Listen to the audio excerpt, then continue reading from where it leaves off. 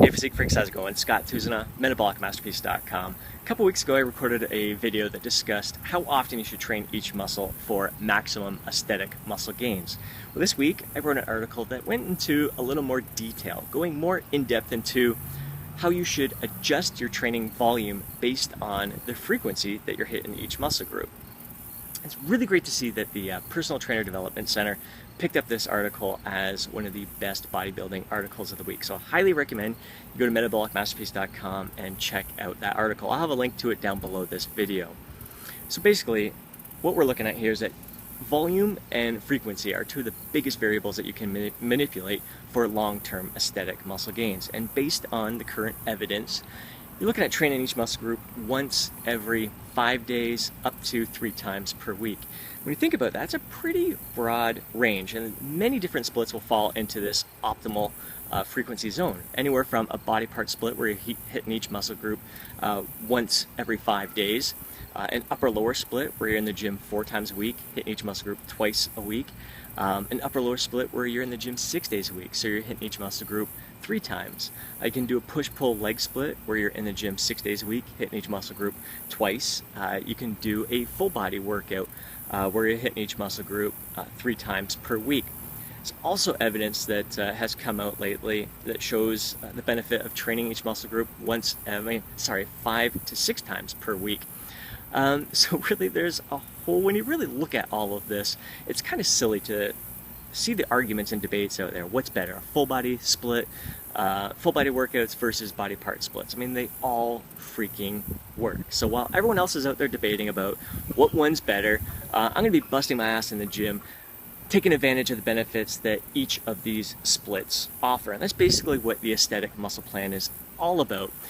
It's strategically incorporating each one of these training splits, breaking them into specific blocks, so you really take advantage of the anabolic benefits that each of these splits produce and can do for you for long-term aesthetic muscle gains. Now, the benefit, the argument for higher frequency training is that, like especially for us, when you look at newbie lifters, when the first couple years of your training, after your workout, your muscle protein synthesis peaks, it spikes, and it's going to stay up there, stay elevated from 24 to 48 hours. As we age in our training experience, I've been lifting for well over 20 years, muscle protein synthesis is only going to stay elevated for maybe 12 hours to 16 hours, maybe less, maybe more. This is very individual, so kind of a general statistic, if you fall into the average population out there, it's going to be somewhere within that range. There's certainly outliers, some people who are new to training and muscle protein synthesis is shorter than what this shows, and people who have been training for a long time and muscle protein synthesis stays elevated for much longer than what the stats show. But bottom line, that's kind of the argument for higher frequency training, especially as we're aging, is that, especially with the more experience you have, the more advanced you are as a lifter, because muscle protein synthesis only stays elevated for a short period of time, the more frequently you train that muscle, the more frequently you're going to take advantage of those elevated MPS levels. Now, the interesting thing is the argument for the body part splits or training less frequently is that you're able to do a hell of a lot more volume per muscle per workout, and that significant muscle damage ends up adding more myonuclei to the damaged muscle fibers. The myonuclei, they're the things that kind of regulate the process of muscle protein synthesis. So depending on how many myonuclei you have, you're limited on how big your muscles can grow, the muscle protein synthesis that's going on. The more myonuclei you add to the muscle, the greater potential you have for gains. So there's definite advantages to both higher frequency and lower frequency, both unique advantages that, as you can see, they can really feed off of each other. So again, this is why I find the aesthetic muscle plan to be so effective, is because it strategically incorporates the higher frequency and lower frequency training. So you have training blocks where you're causing significant muscle damage to the muscles there, benefit of that is increasing the myonuclei that end up attaching to the damaged muscle fibers. Those myonuclei can then help regulate more muscle protein synthesis, leading to long-term muscle gain. So if you're just doing higher frequency training to take advantage of the muscle protein synthesis, you're leaving results on the table there. Because you're going to be limited. You're basically limiting yourself. If all you're doing is body part splits, yeah, you're damaging the cells, damaging the muscle, causing significant damage, adding more myonuclei, but then you're only training it so frequently, so you're not taking advantage of frequent spikes, frequent elevated levels of muscle protein synthesis.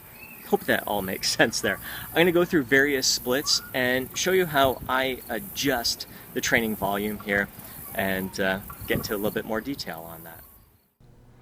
Based on the current body of evidence, the optimal training volume is somewhere between 30 and 70 reps per workout, 2 to 3 times per week. This is just a general guideline. Obviously, no 2 reps are the same.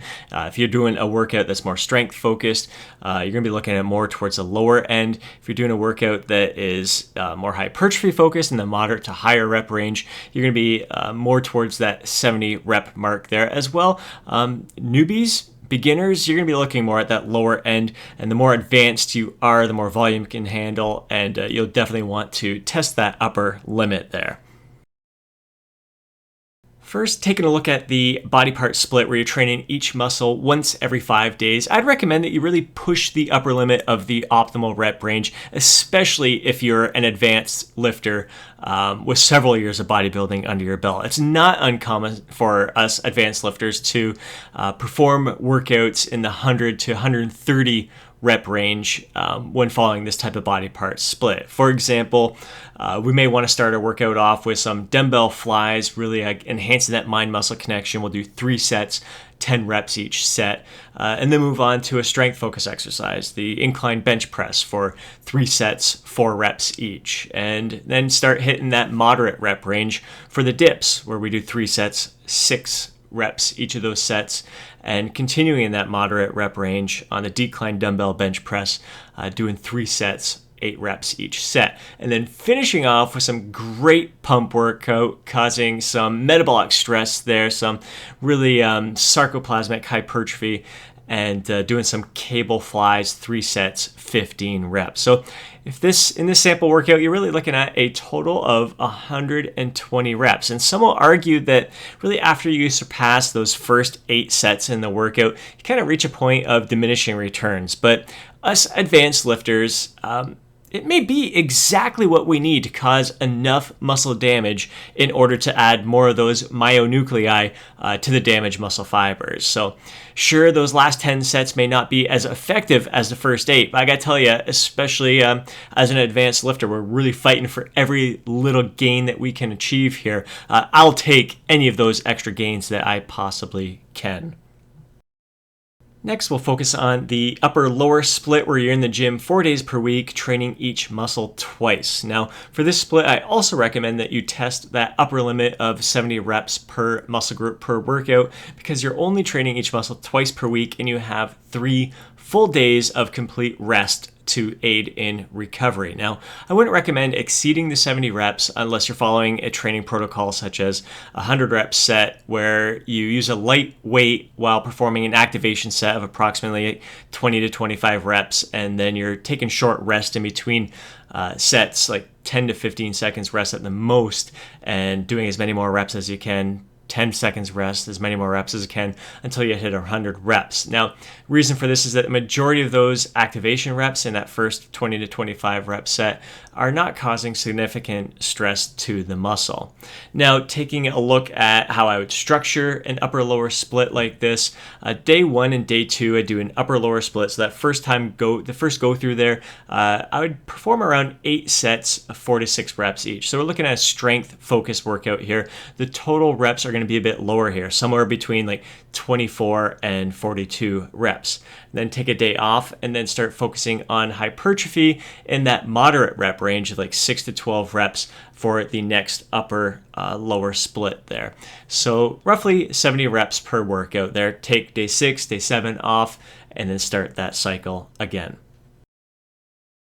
And now we'll take a look at the upper-lower split, where you're in the gym 6 days per week, working each muscle 3 times. This split is going to require you to pay close attention to your recovery.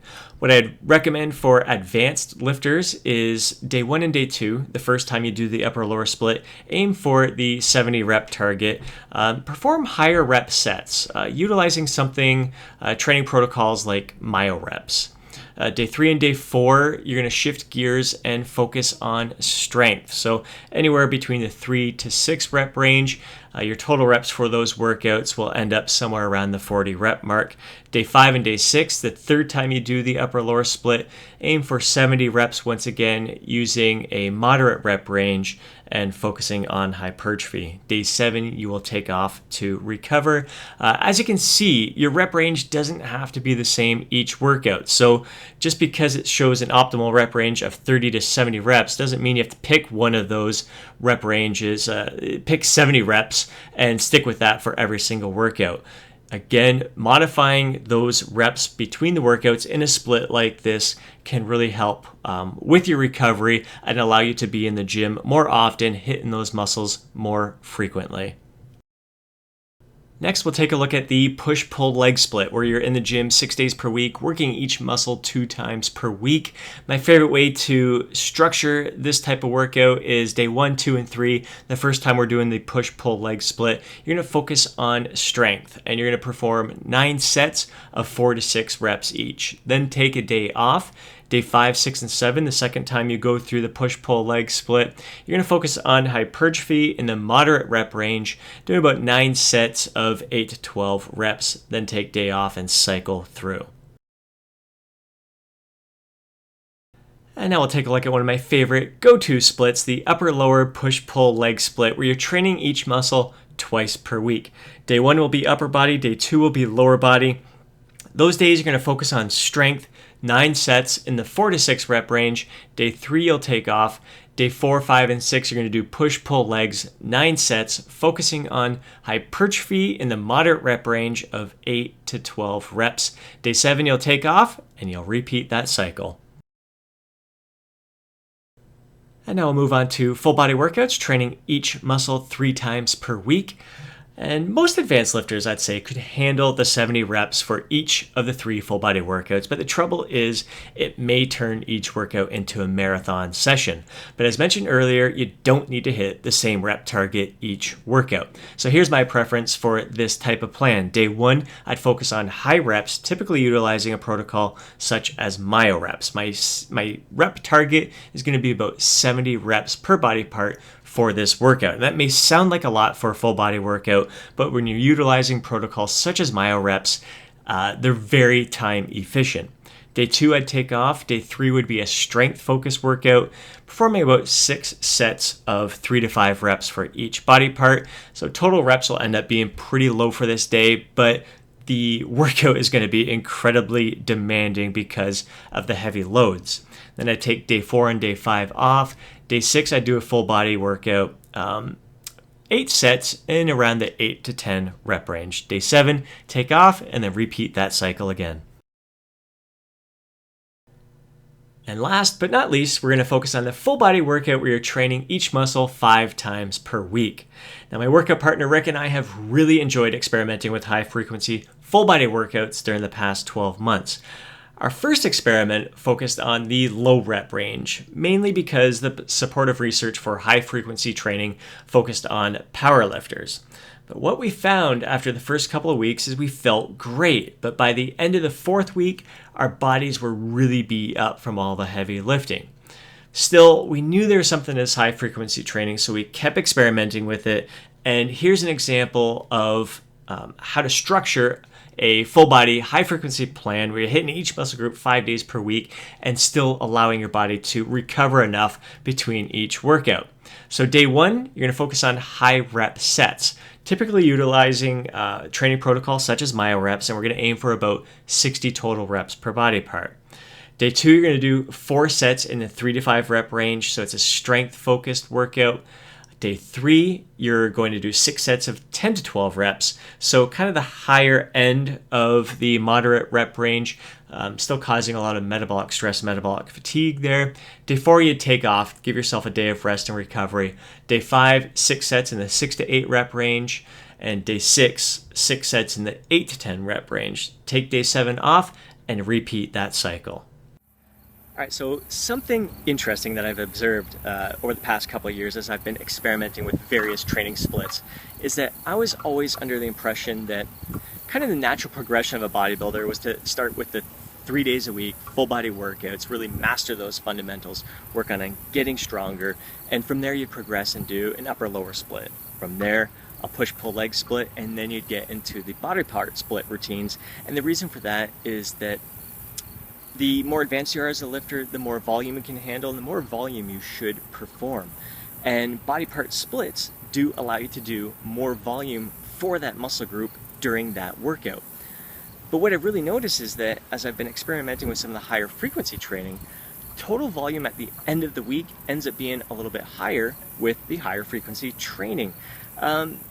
And volume being a really big factor in long-term aesthetic muscle gains really has me kind of playing around with those higher frequency training a lot more often than the body part split routines. So really strategically speaking, I'm most often training each muscle 2 times a week, 3 times a week, every once in a while doing a 5-day a week, really high frequency training plan, and every so often doing the body part split routines just to really cause that significant muscle damage and add more myonuclei to those muscle fibers so I can really take advantage of those long-term gains. Again, do what you absolutely love the most. Some people absolutely love the 3 days a week full body workouts. Make that the majority of the training. The more you love a program, the better effort you're going to give to it, the more enjoyment you're going to get out of the process. That's number one, without a doubt. But make sure that you also include some of these lower frequency training plans, just so you can cause more damage to those muscle fibers and get more myonuclei to those cells. If you're someone like me who really absolutely loved body part split training, it really is how I built my physique all those years. It's only been the past few years that I've been experimenting with these high frequency plans. If you love body part splits, again, make sure that you include some higher frequency training in there so you can take advantage of the muscle protein synthesis benefits there. Really cycle your splits strategically. And I mean, hopefully you've gained some valuable insights from what I've shared here today.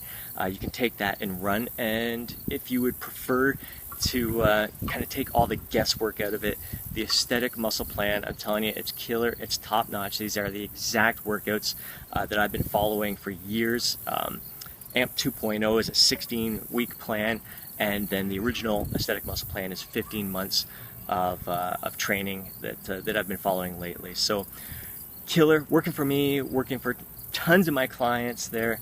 And the great thing is that when you're mixing things up, I find that really adds to the enjoyment factor as well. Again, hope you enjoyed this. Would love to hear your insights, would love to hear your favorite training frequencies and how you strategically work them into your yearly training plan. All right, man, go kick some butt. We'll talk soon.